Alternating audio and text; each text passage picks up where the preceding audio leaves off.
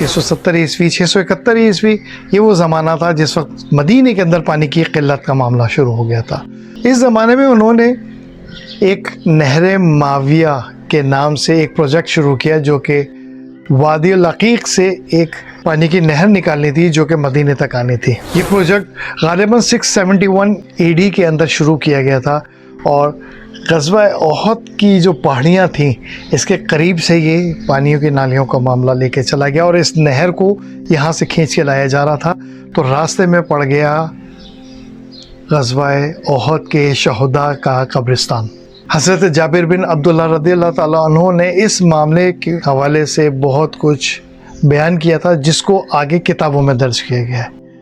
अब मैं रेफरेंस के साथ ये लगाना शुरू कर रहा हूँ और आपने पढ़ना है, क्योंकि इन वर्कर्स ने जिस वक्त नहर की खुदाई को लेके वहाँ से आते गए वादी उल अकीक से मदीने की तरफ, और उन्होंने दानिस्ता या ना दानिस्ता तौर पर हज़रत हमज़ा रज़ियल्लाहु ताला अन्हु जो यहाँ पर मदफून थे, इनकी कब्र को इस नहर के रास्ते में ले लिया। ये मामला मदीने के लोगों को पहुंचाया गया और बताया गया कि जिसके वुरसा इस जगह पे मौजूद हैं वो यहाँ पर आ जाए ताकि उनके सामने कब्र कुशाई की जाए और वो अपने वुरसा को इसी कब्रिस्तान में किसी और जगह पे दफन कर लें। यानी कि ग़ज़वा ओहद के शहदा के कब्रिस्तान की कब्रों को कब्र कुशाई की गई।